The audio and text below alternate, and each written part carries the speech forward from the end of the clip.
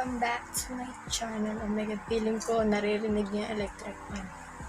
Welcome back to my YouTube channel. And for today's video guys, gagawin natin ngayon is magti-thrift flip tayo ng mga damit. And nakita nyo na rin yun sa title, diba? And yun nga, ngayong quarantine, marami tayong mga nagagawang hindi natin akalain magagawa natin, no? So, ayun, habang dilinis ako ng kwarto, may nakita ko yung mga damit kong hindi ko na kailangan. Mga damit kong hindi ko nasusuot kasi bukod sa hindi nakasya, bukod sa basta kung ano man. And nakita ko yung mga damit kong hindi ko masuot, pero okay pa, kaso hindi ko lang sila style.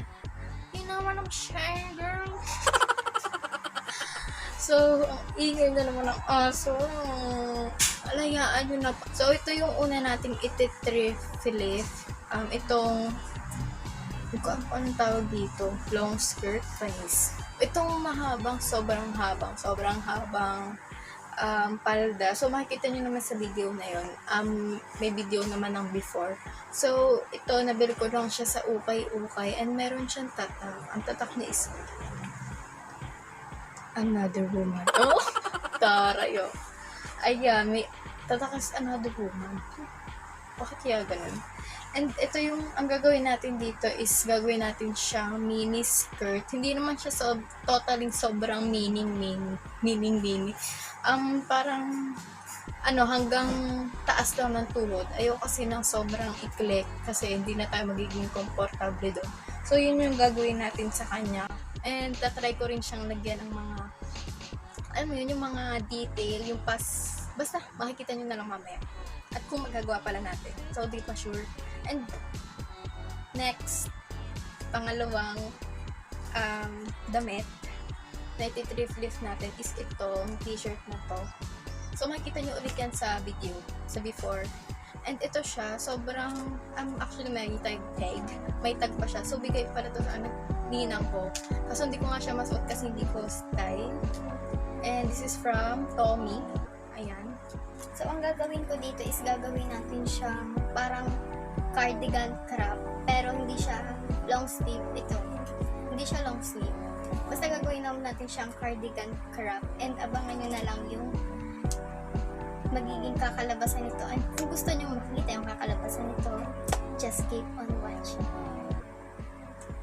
Bakit ko nakakauma?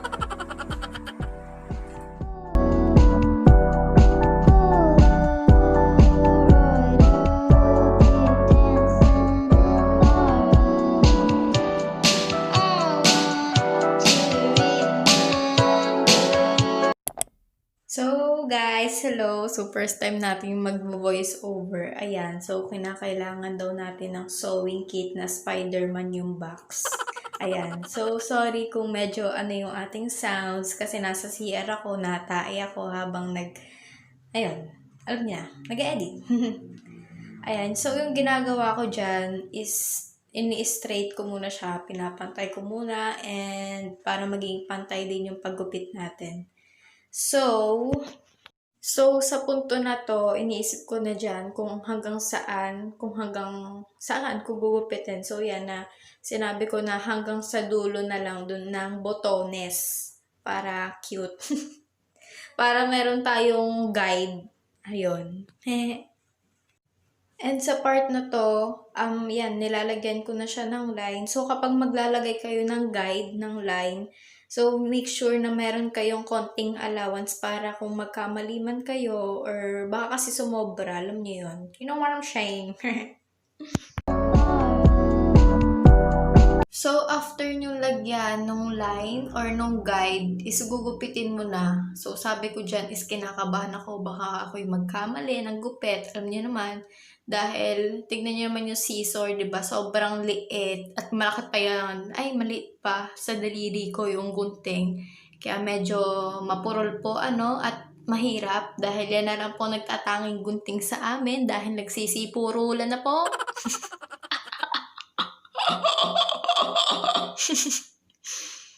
So, sa part na yan is tapos ko nang gupitin. Ayan, kitang-kita nyo naman, diba? Ang galing nila, Brago.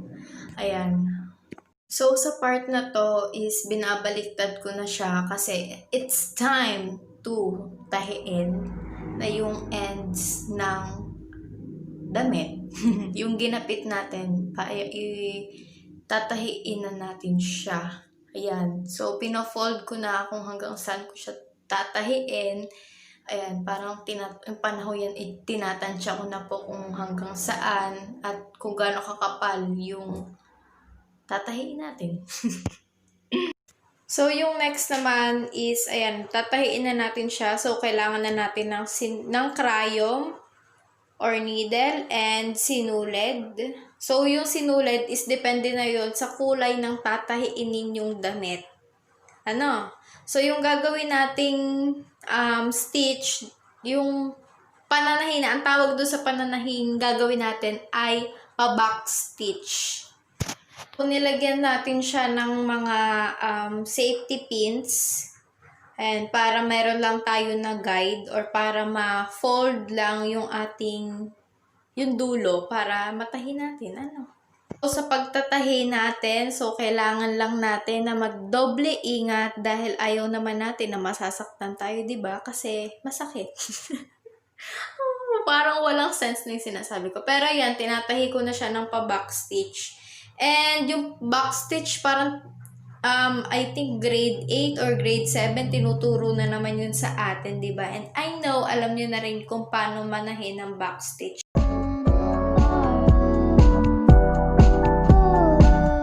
So, guys, ayun na yung kinalabasan. Ayan yung box stitch. Yan yung tinahi ko.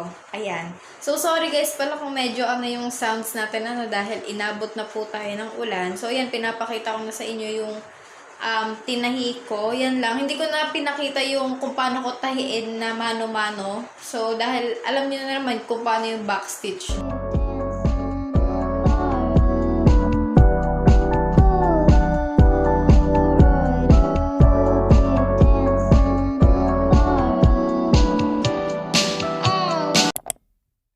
So, again, sorry ulit sa sounds dahil umuulan. Hindi naman natin kayang pigilan ng ulan. So, yan. Sa pag-cut ng short natin, ng skirt, ay kailangan natin ng guide, which is kumuha ko ng skirt na yung okay ako sa haba. Ayan. So, yan yung parang mag-guide lang sa ating linya na gugupitin. Sana naintindihan nyo ulit. So, ayan. So, nilalagyan ko na siya ng line. And again, kailangan nyo ulit ng konting allowance para in case ulit na magkamali or di yun, may magugupit pa kayong konting allowance. Sana naintindihan nyo ulit.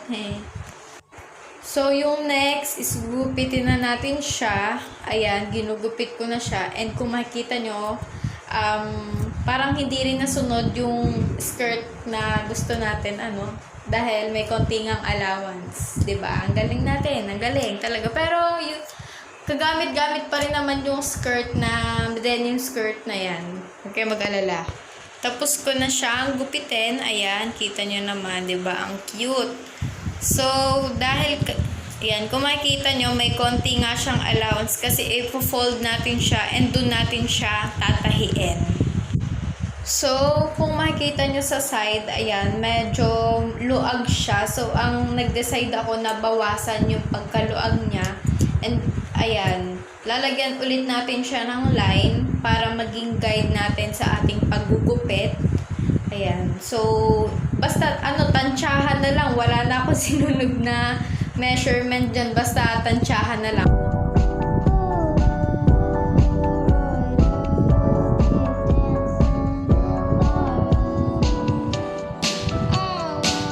So, gugupitin na natin siya. So, susundan lang natin yung line na nilagay natin kanina.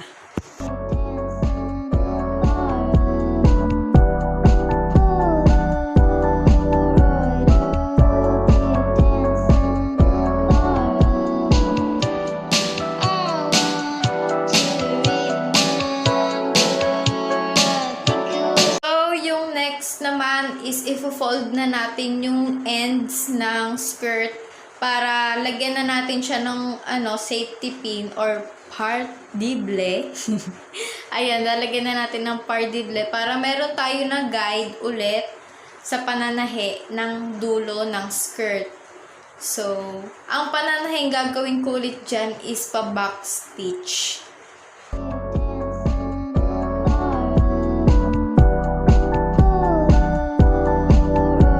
So, it's time na sa pananahe. Ayun po, So, ang ginamit, mali pala. Ang tawag sa ating pananahing iyan ay back stitch ulit. Dahil yun lang yung medyo sanay tayo. Ayun. So, medyo ang pangit lang kasi ng clip na yan. Kaya, sana gets nyo yung back stitch. And sana maalam na kayo dun. So guys, dito na tayo sa part na medyo nahirapan ako dahil meron ng mga pagsusukat na nangyayari. So sinukat ko yung bewang at balakang ko gamit ang measuring tape. Alam nga naman sinulid ang gamitin mo, di ba? Measuring tape dapat. Measuring tape dapat yung gamitin sa pagsukat ng katawan. And yan, so sinusukat ko na yung bewang. So, ang bewang ko is 24. Ayan. So, medyo ang pangit ng mukha natin dyan, hayaan nyo na. Masanay na kayo. Ayan.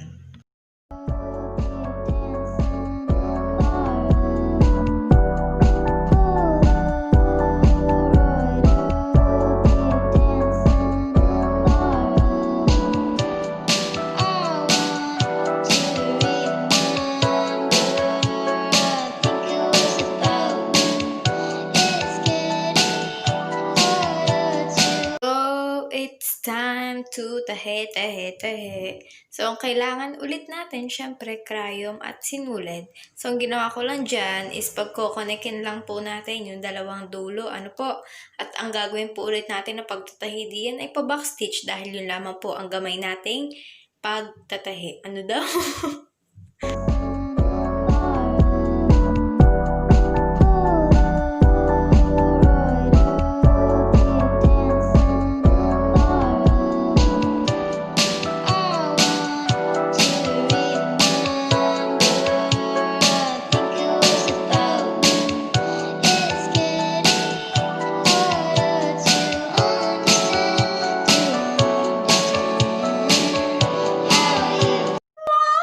So, ayan, tapos na po tayo dun sa part ng bewang. Ayan, sa kayabangan po natin, pinapakita po natin, And yung next naman, ito na yung last na gagawin natin. Dun na tayo sa may bandang balakang. Ayan, 33 yung size.